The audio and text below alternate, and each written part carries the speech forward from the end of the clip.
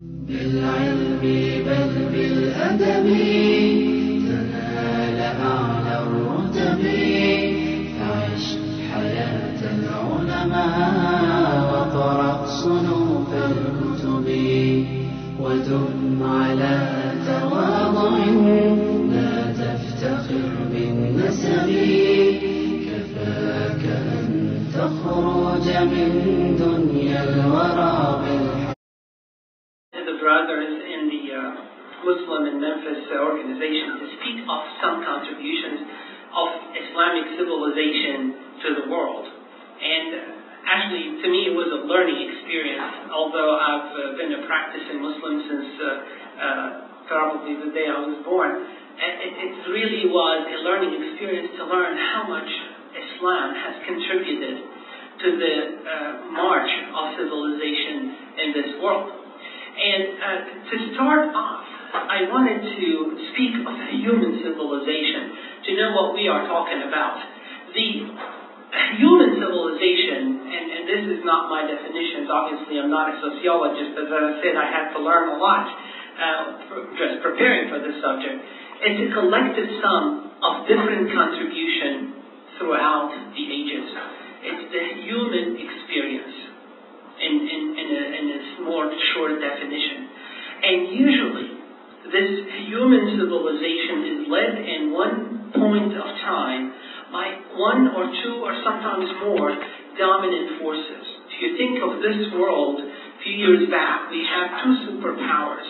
If you think 3,000 years ago, the pharaohs were a superpower. And this civilization changes.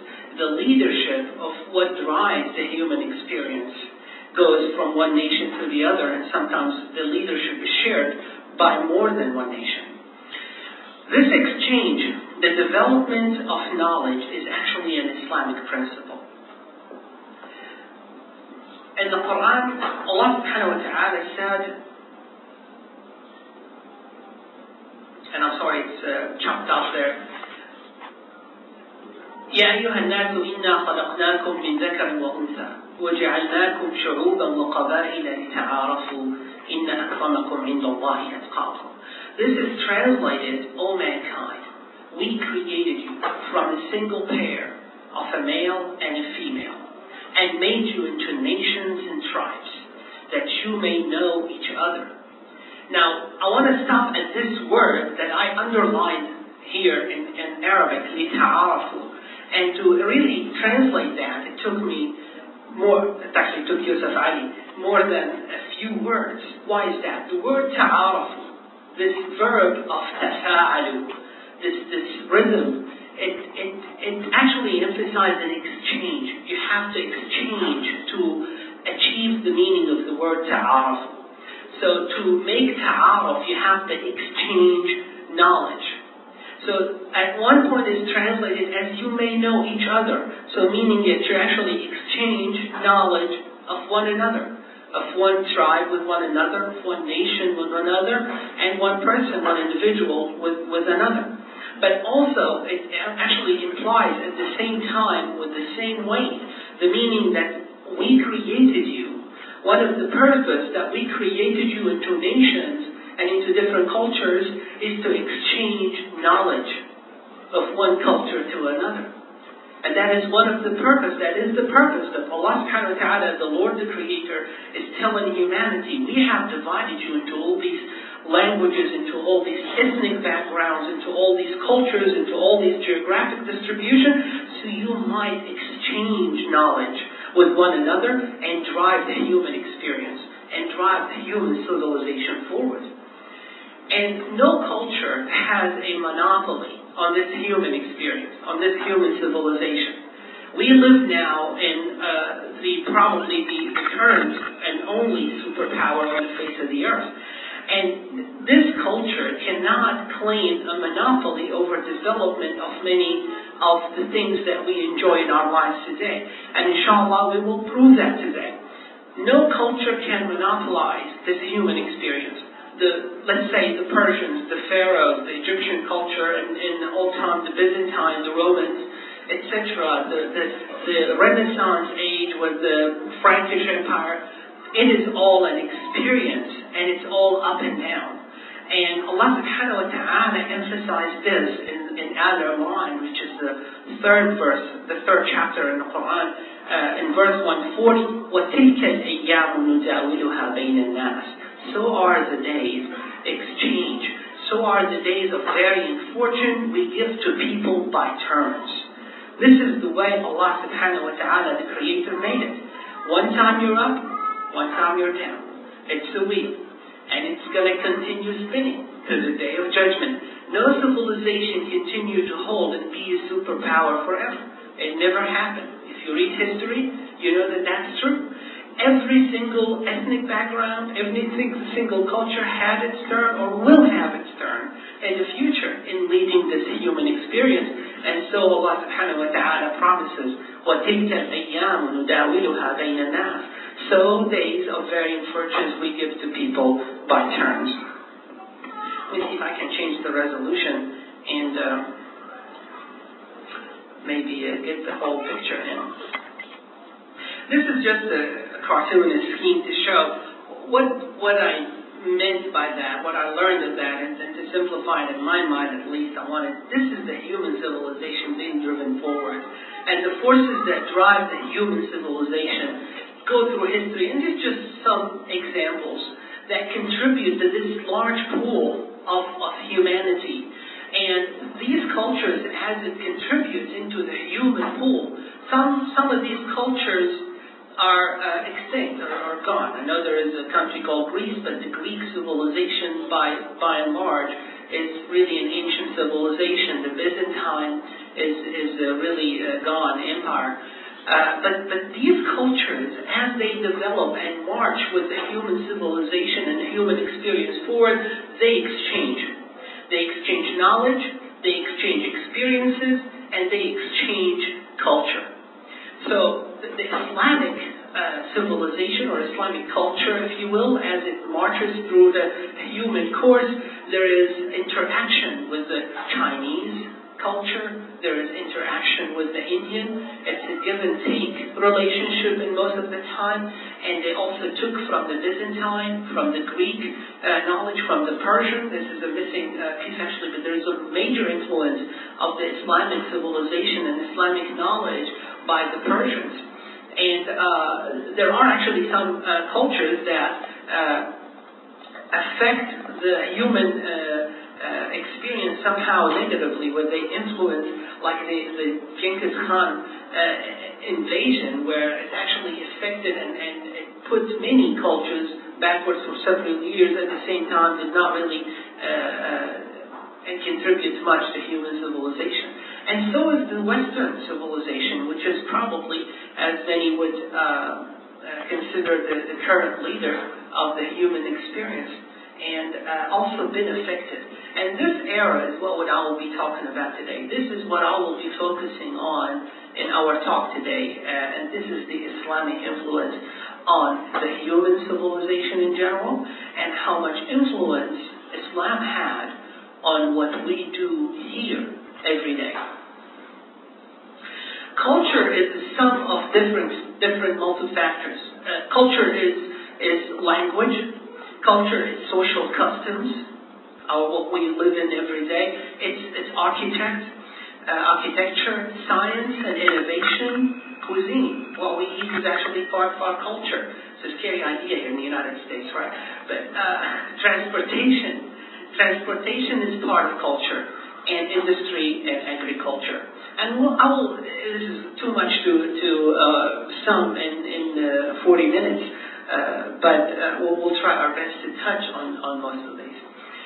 The Islamic influence on Western and current modern civilization, there is an undeniable contribution of Islamic culture on today's daily living and what we practice today in this country. And I'm not talking only about Muslims practicing what they have learned through Islam, talking about what this culture practices every day, how much influence there is by Islamic contributions. And the great contributions to science, the transfer and preservation of civilization, of this human treasure that we have, during a very crucial time in history, and it's called the Dark Ages of Europe, where Europe was in the Dark Ages. The torch was carried by the Muslims, and inshallah in the next few minutes we'll prove that. How can we touch the influence of this Islamic experience on our daily living? Is by words we say every day. We may not even know that these words came to us from the Muslim world or from the Arabs. It's words that we use every single morning, like coffee. And this first paragraph on every single slide that I'm going to give you, it's taken directly from the Webster Merriam Dictionary without editing. This is all taken directly from the American Dictionary of English. Coffee came from Arabic qahwa. Now, qahwa is the word for intoxicating drink. And what the monks of Yemen noticed, that this beans that grow on the trees up in the mountains of Yemen, if it's roasted and boiled, it gives them energy, it gives them intoxication, it's a speed. And initially, the Arab Muslims, when they were in Yemen, they said, this is not allowed, this is haram, this cannot be, anything that's mind-altering cannot be part of Islam. But then they later on found out if they drink a little bit of that, they can pray all night without getting tired. And they started adopting this. And later on, the scholars of Islam said, okay, now this is allowed. This is really not mind-altering. It makes you a little bit hyper. But this went to Turkey during the Ottoman Empire period. And as we know, the W or the waw in Arabic, in Turkish, and in many other languages like German and many of the subcontinental dialects, it becomes a V. So qahwa became kava. And kava, when it went to Italy through the Venetian merchants and traders, it became cafe. And we now today drink coffee, which is an Arabic word started back in Yemen. If you go to McDonald's or if you buy any of those fancy beans off Starbucks or Seattle, you turn on the back and they say, they're proud, they say this is Arabica beans, which is really the best brand, still the best coffee beans out there. If you go today to McDonald's and you're in, they're proud and they say this is a coffee Arabica, because the initial coffee beans came from that place in Yemen. Another word that was introduced to the English language purely by the Muslims is orange. Orange came from naranj.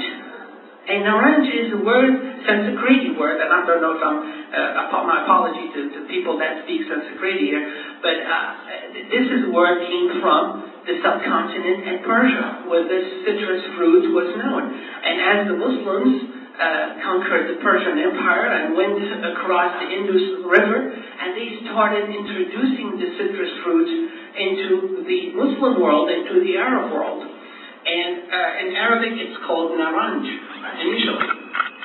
And then in Spain and in South France, this Muslim area for 800 years, these provinces were under Muslim rule, and it was called Oranja. And Oranja turned into Middle Latin orange, and then here you go, orange.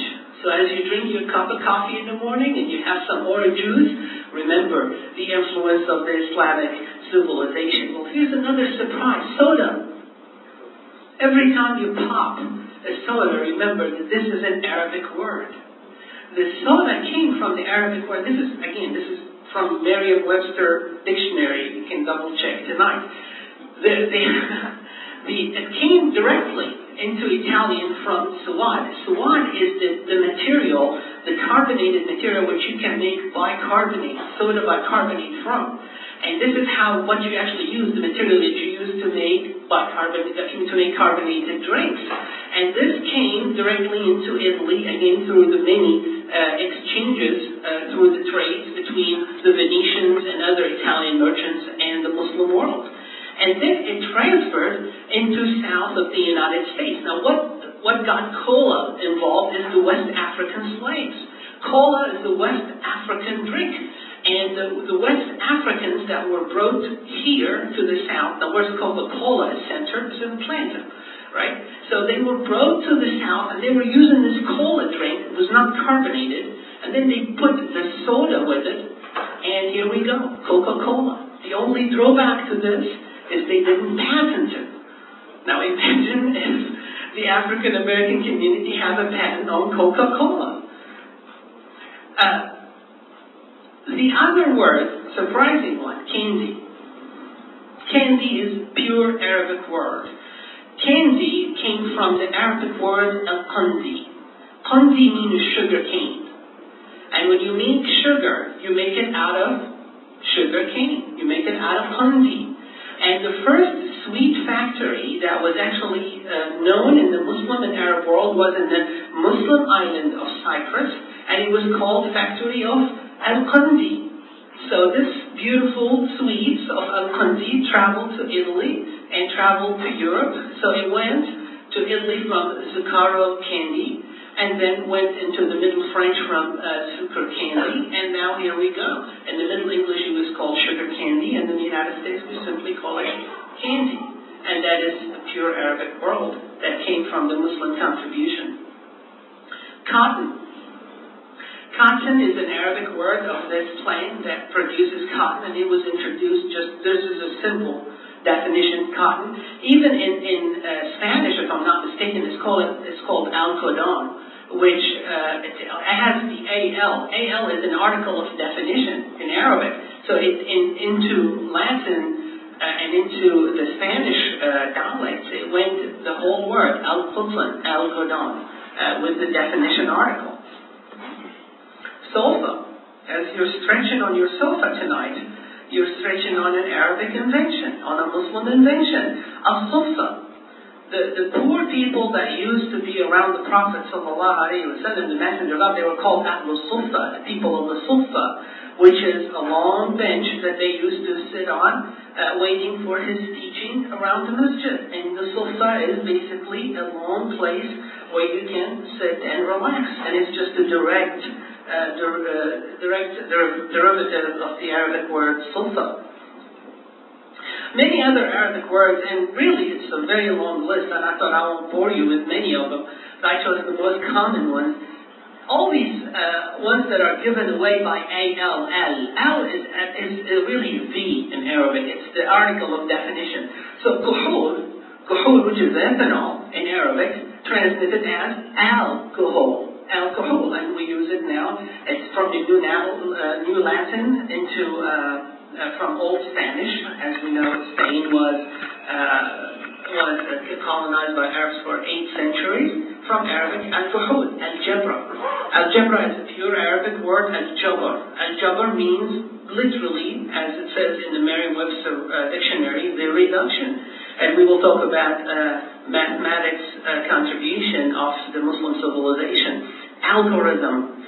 Algorithm is a distortion of the name of one of the greatest scientists that ever lived in the so-called medieval time, of al-Khwarizmi. He's from Khwarizm. And al-Khwarizmi, as you can tell, is very hard for land people to pronounce as it is. And he had many other names like algoritmos, and went into algorithm for the Old French, and into the modern English as algorithm, and that is also an Arabic word. The contribution of the Islamic civilization in the field of mathematics are really enormous, and it influences every time we click on a computer screen. It influences every single invention we deal with in our life. The Arabic numerals that were brought initially from India, the Indian numerals and then the Arabic numerals. Actually, most Arabs in the Arab world today, they use Indian numerals, and most of the Arabic numerals transmitted into the Western civilization, and they are used today as Arabic numerals. And if you are to imagine, if you want to write the number 1773 in Latin and you're using Roman numerals, you probably need about half a page. And the invention of these numerals is actually based on angles. If you see the number 1 has one angle. The number 2 has one or two angles, has two angles. The number 3 has 1, 2, and 3, and so forth and so on. And this system that was developed and transmitted by the Arabs into the modern civilization is what everybody pretty much uses all over the world now. The use of zero. If there is one contribution that the Islamic civilization is contributed to the world of mathematics is the concept of the number that is not worth any numbers. It's the zero. This is the basics of the decimal system, and that is the basics of mathematics and physics and all the development, all the advancement in the world of science and technology. Now, when you go into computer coding, what is it based on? Based on ones and zeros. So without the zero, we wouldn't have computers. We wouldn't have technology. Without algorithms, we would not have computer languages. Am I right, Brother Badru? Algebra. The science of algebra was completely developed by Muslims, and Muslims that mostly actually are of Persian backgrounds. And that is one of the prophecies of the Prophet ﷺ when he one time looked at Salman al-Farisi and he said, the science, knowledge of science is with people like him, meaning from his background. And we know most of really the great mathematicians in the Muslim world were of Persian ethnic background, like Al-Khwarizmi and Al-Kharaji. And they're all their contributions actually to the world of science is all written in Arabic, but it's all really the Islamic heritage. Astronomy is very well known contribution of Muslims to the world to the civilization of the world. Currently, there are 38 stars that are used for navigation by NASA. 28 of them have Arabic names. This is how much the contribution of astronomy, the invention and the development of the astrolabe. Astrolabe, it was initially used to charge the precise time of sunrise and sunset. Don't ask me to tell you how they did that with it. But and it determined the period of fasting through the month of Ramadan. It came out of religious need. And necessity is the mother of invention. But then they started using it as a navigational tool. And then they developed the compass. Now, the compass is a Chinese invention, and this is a well-documented historical fact. But the Chinese did not use it in navigation, especially in marine navigation and over the ships and all of that. This was all developed by the Arabs. And without the astrolabe and the compass, Christopher Columbus would not have made it to the shores. Actually made it to Cuba.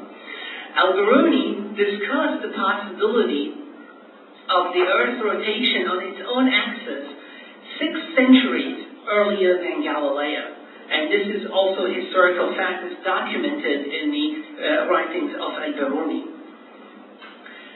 Al-Idrisi, who lived in the 12th century of the Common Era, of the Common Time, he was a scientist that lived in Sicily. Now, Sicily, we don't know, it was also a Muslim island, like Sardinia, like Cyprus, like Crete. And he was actually asked by one of the kings to draw a world map. At that time, now with the 12th century capabilities, this is an enormous task, and this is what he came up with. The only historical inaccuracy is this map is upside down, because the earliest map that Al-Idrisi drew, he put south on top, which is fine. I mean, there's no reason why north should be on top of the map other than that's what we're used to looking at. But so that's why we flipped it backward. But see how accurate the depiction of Europe, Asia, Peninsula, and Africa. And all of these were not really fully discovered lands, yet he could come up with this enormous work and laid out the mountains and the rivers. And that was also considered the best geographical guide of its time. In navigation, as we talk about navigation and geography, we have to mention the discoverer, the Rahala, Ibn Battuta. Now, this man journey started in Morocco because he wanted to go to Hajj. He wanted to go and perform pilgrimage to Mecca. And as he was doing that, he started loving to travel, and he lived in the 14th century. He's an Arab from Morocco, and he covered 75,000 miles on the back of a camel. You can imagine the love of discovery and this pioneering, this love to conquer the frontiers. He's wandering over a period of decades at a time. Took him Turkey, Bulgaria, Russia, Persia, and Central Asia. And then he spent several years in India, and then he was appointed as an ambassador to the Emperor of China, so he got to go to China. And then he wrote a book called Rihla. Rihla means journey, and it was filled with information about politics, social conditions, and economics of the world known as the 14th century after Christ. Medicine is a very dear subject to me, obviously for biased reasons, but the Muslims have many achievements. I read a whole article that I really don't, there's really no time to share with you about how much the Muslim physicians contributed to the knowledge of anesthesia. They used the opium, and they were the first in recorded history to use inhaled anesthesia to put patients in conscious sedation before they operate on them. They used opium, and they used a substance called hashish. Hashish is grass in Arabic. Obviously, it's a common word now. That's another word, another contribution of the Arabic language to English, to put people in a trance before they operate on them. They sterilized their surgical wound. They didn't have they didn't have betadine, but they cauterized it. They killed the germs by cauterizing the wounds, and then the discovery, and this we'll be talking about in the next Muslim physician, that epidemics arise from contagion through touch and air. That was also contagious infectious disease. That was also one of the contributions and the discoveries of Muslims. One of the great names of Islamic medicine is one of the major pioneers. It's called really the leading force in Islamic medicine is Arazi. It's known in Western literature as racist, and he lived in the 10th century. He was the first to diagnose the disease of smallpox and measles, and he associated the major discovery that he did is he associated those diseases with human contamination.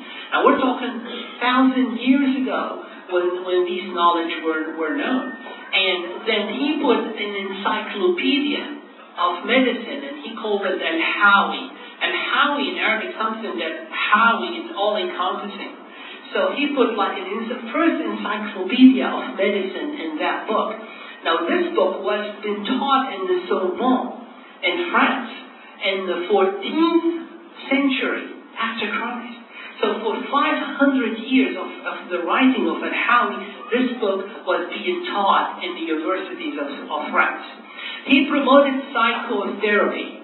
Now we don't want to go into the asylums of Europe in the medieval time of how mental diseases were being treated with chains and isolation.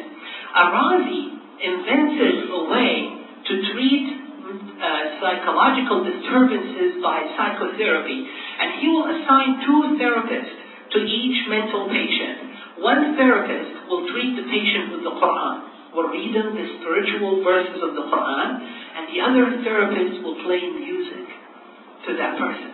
So each mental patient had 2 therapists, a spiritual therapist and a musical therapist, to treat psycho-illnesses. He stressed the importance of a balanced diet for good health, a concept that we're still struggling with today. And he built a hospital in Baghdad. And there is really a funny story about how he did that. The Khalifa, the successor, the governor of the Muslim world, asked him to build a hospital in the capital of Islam. So to choose a place for that hospital, what Arazi did is he took a fresh piece of meat, and he cut it into different pieces, and he put it in several places in Baghdad. And he would check on that piece of meat every day. And the last piece of meat to rot, that means the cleanest air, the best place, and he tried to build the hospital. He built the hospital in that place where meat lasted the longest. What a concept. The other pioneer, Al-Shaykh al-Ra'is, his title in Arabic was the chief of the scholars, is Ibn Sina. Ibn Sina, or as known in the Western world as Abbasids, he lived in the 11th century, and he wrote famous medical encyclopedia in Arabic called Al-Qanun. And Al-Qanun described every single known disease at that time. Now, he came after Al-Razi in time. Al-Qanun became the basic medical text in the West for 5 centuries. And on the internet, I found actually documentation and from the universities of France and Salerno, where they put the books of Hippocrates, the books of Galen, and the book of Al-Qanun, of Abbasids, and the hours that each student was spending on these books, and it was 3-to-1 to 4-to-1 for the benefit of the book of Al-Qanun. That was the basic book for studying medicine in Western universities at that time. He also mastered natural science, metaphysics, mathematics, philosophy, and law. So he was a multi-talented scientist. His major work included philosophy and medicine, and he also his contributions were fundamental contributions to the Renaissance in Europe. The last one I'm going to talk about is I have to really pay respect to our surgical colleagues here and friends, is the surgeon of the surgeons. And he was called as chief of all surgeons, Shaykh al-Jarrahin in Europe. And he was born in Spain. He's an Andalusi, an Arab, Muslim, Spanish, or Moorish, or Morisco, as they were known. And he was also in the 11th century. And this is al-Zahrawi. His Latin name is Abbasids, and he wrote a book explaining surgery at that time. And surgery, you can see, this is a translated page, and the survivors that survived out of his textbook, and it shows the surgical instruments and the tools. See the delicate scalpels that this surgeon used 1,000 years ago to operate in Andalusia. In social sciences, Ibn Khaldun stands out.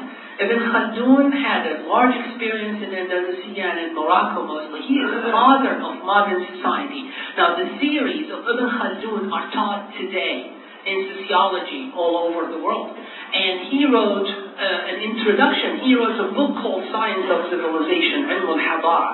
And only in the introduction of that particular book is what is known as Muqaddimat Ibn Khaldun, is the introduction of Ibn Khaldun. And it is one of the greatest studying in the nature of society. He proved cause and effect and patterns.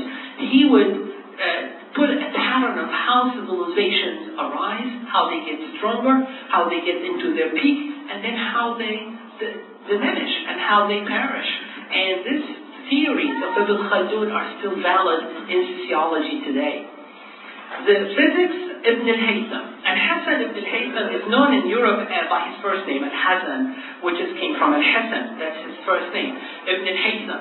And he, 1,000 years ago, this science, upon a visit to Egypt, he suggested damming of the Nile River that only took place in the 60s of the century, of the past century. And I'm repeating President Bush's error. He said about the war, this is the first war of the 20th century. He was talking about Afghanistan. But anyway, suggested the damming of the Nile River and explained the rainbow, the phenomenon of the rainbow that you see in the sky in a scientific way 1,000 years ago. And he was the founder of optics. And I just put his name on the internet search, and I came about with about hundreds of websites of optics, and every one of them is mentioning many languages I couldn't read, the contribution of Al-Hasan ibn Haytham to the optometry and the science of optics. He studied the refraction and reflection of the light. In education, universities.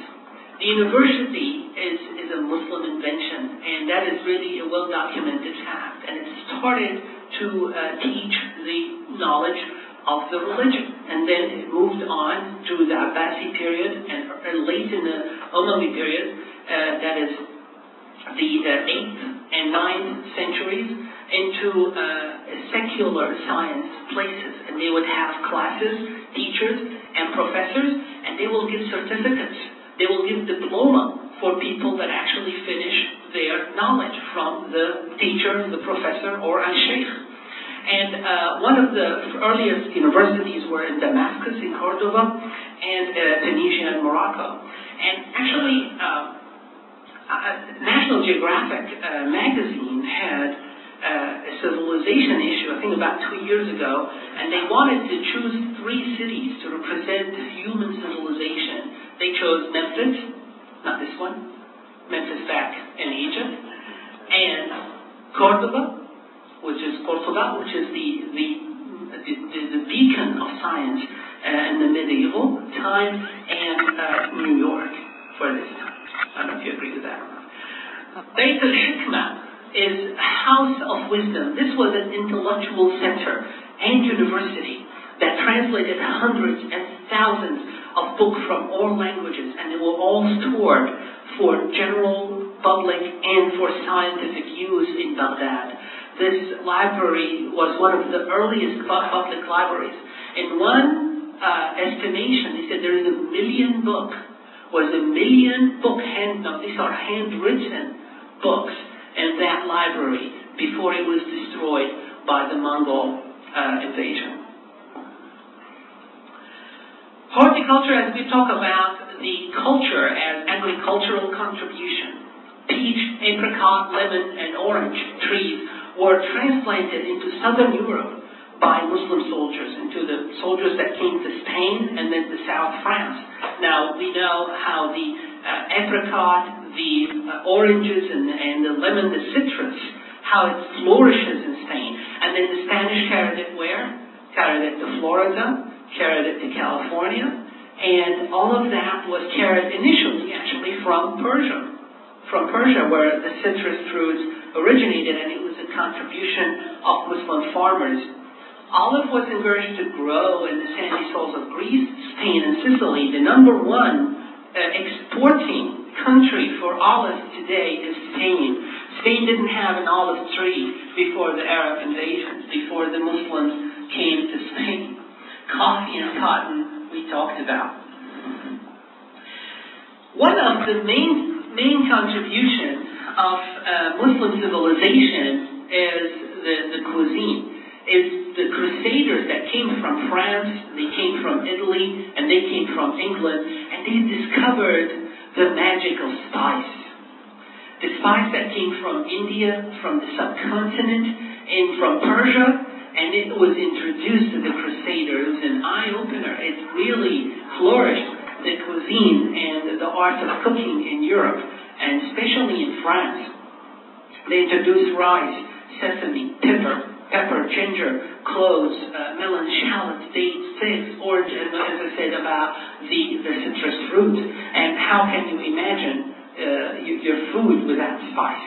In the field of cosmetics, the perfumes, the distillation of these perfumes is well known as an Arab trade in the Middle Ages, and this industry was transformed to Europe. And actually, one of the main things that was imported by Europe in that time was jasmine and rose extracts and perfumes from the Muslim world. Al-Kuhl, not kuhul, al-Kuhl, which is the mascara, is also one of the inventions that was transmitted to Europe at that time. The hair dyes, or the henna, which is actually still used in many of the hair dyes today, and body oils that was transmitted from Persia into Europe through the Muslims. The music, guitar. Guitar was transmitted from, the word guitar is from Greek actually, it came from guitar. And guitar in Arabic became guitar. And when the Moorish Muslim in Spain started developing the instrument of al-oud, and And there is a very famous Muslim musician called Zaryab, added another string to this instrument, and here we go, the guitar, as we know it today, was created. The other thing is the qanun. This is the qanun. Now, this instrument was invented by a Muslim musician, philosopher, poet called Al-Farabi. Al-Farabi invented this musical instrument called al-qanun. Does anybody here play the piano?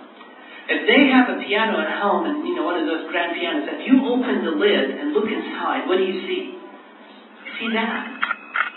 This was the prelude to the piano. Piano is two qanuns put together. That's what the piano is.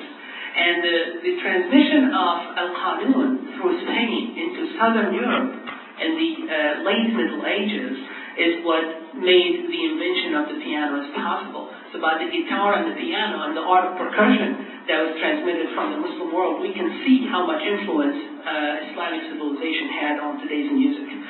Architecture, I think I will let the pictures speak for themselves. These are pictures of Granada, of Alhambra.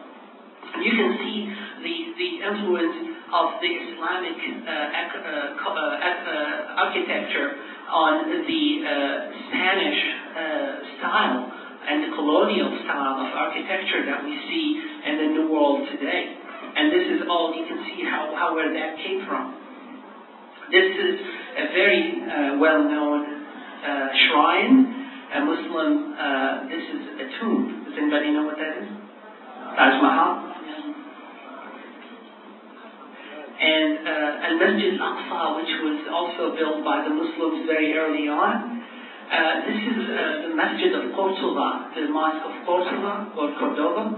This is the great Mosque of Umayyah in Damascus. Just beautiful.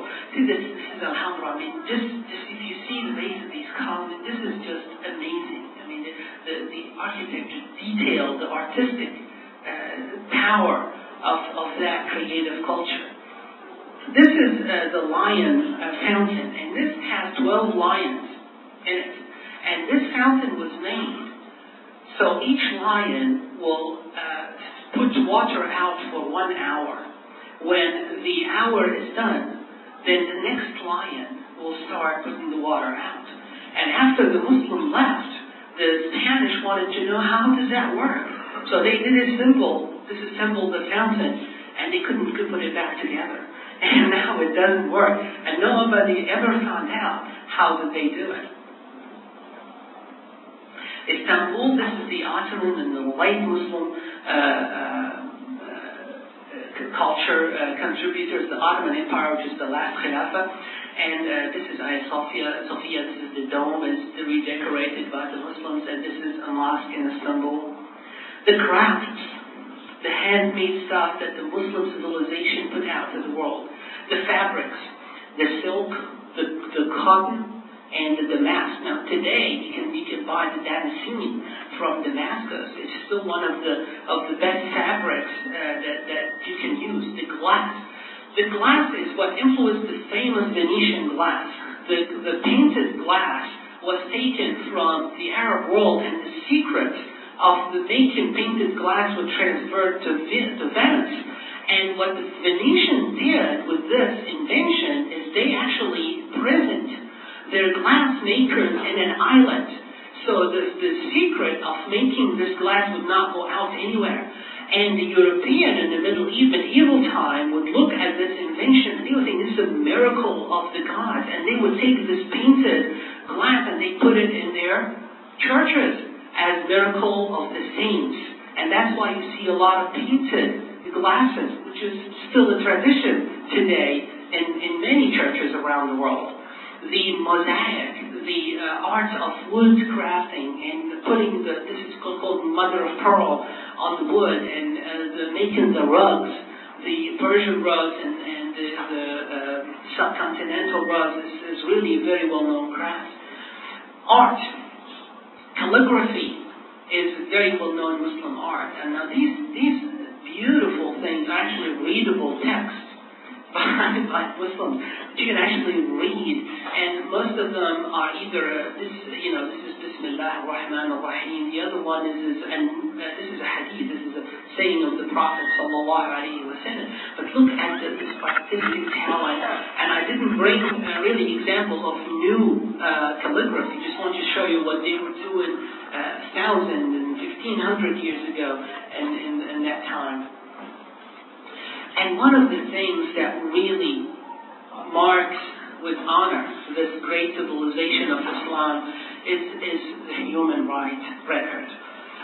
The equality which is guaranteed by the religion. Now this is a religion that says on the tongue of his prophet and by God himself that you are all created equal. All men are created equal. This is not written in 1776. This has been written in the book of God forever, for centuries before that. And the freedom of religion. One of the famous documents from the Ottoman Empire is one Jewish person writing to another Jewish scientist in Spain during the Inquisition, asking them to come to the Muslims because said we are flourishing under the Muslims. And they had equal rights of Jews and Christians, and the Muslim world was the sanctuary for Jews during ages and centuries of persecution. The other contribution, and I will be stopping here shortly, is the Islamic law. Now, Napoleon. Now, many of the French laws are written due and by the Napoleonic Code. Napoleon did recognize the superiority of Islamic Sharia. Now I will share a quote for you at the end. These are the words of David Bidcock, and the article is actually in one of his books called, actually the book is by Sharfeld, it's called Napoleon and Islam. He attempted to implement the Sharia, the Islamic law, in his empire. And in some aspect of his empire, of his law, was taken directly from the school of Imam Malik. Imam Malik, one of the earliest Muslim scholars, he's the second to follow Imam Abu Hanifa in time. And he took his Sharia from Imam Malik. Why Imam Malik? Because Napoleon invaded Egypt, and the dominant school of Islam at that time in Egypt was the Maliki school. And he quotes, this is a direct quote from Napoleon. He said, I hope the time is not far off when I shall be able to unite all the wise and educated men of all countries and establish a uniform regime based on the principles of Quran, which alone are true and which alone can lead men to happiness. 1799. Another quotation from Bertrand Russell. He said, from India to Spain, the brilliant civilization of Islam flourished. What was lost to Christendom at this time was not lost to civilization, but quite the contrary. To us, it seems that West European civilization is civilization, but this is a narrow view. 1948. H.G. Wells, the Islamic teaching have left great traditions for equitable and gentle dealing and behavior, and inspire people with nobility and tolerance. These are human teaching of the highest order, and at the same time participle. These teachings brought into existence a society in which hard-heartedness and collective oppression and injustice were the least as compared with all other societies preceding it. Islam is replete with gentleness, courtesy, and fraternity. And lastly, I will leave you with Sir Bernard Shaw. If any religion had the chance of ruling over England, nay Europe, within the next 100 years, this is 1936, one of his books. Within the next 100 years, it would be Islam. I have always held the religion of Muhammad in high estimation because of its wonderful vitality It is the only religion which appears to me to possess that assimilating capacity to the changing phase of existence which can make itself appeal to every age. I have studied him, meaning Muhammad sallallahu alayhi wa sallam, the wonderful man, and in my opinion, far from being an antichrist, he must be called the savior of humanity. I believe that if a man like him were to assume the dictatorship of the modern world, he would succeed in solving its problem in a way that would bring it the much needed peace and happiness. I have prophesied about the faith of Muhammad that it would be acceptable to the Europe of tomorrow as it is beginning to be acceptable to the Europe of today. From The Genuine Islam by Sir Bernard Shaw. Islamic culture played an important role and an undeniable role in advancing world civilization. Muslims carried the civilization torch during the Dark Ages, preserved and advanced the treasure of culture and knowledge for humanity in all aspects of our daily lives, then in our homes, offices, and universities. As you're laying on your sofa today, enjoying a soda, looking at your email through the invention of zero, remember the contributions of Islam. You're great listeners, and thank you very much.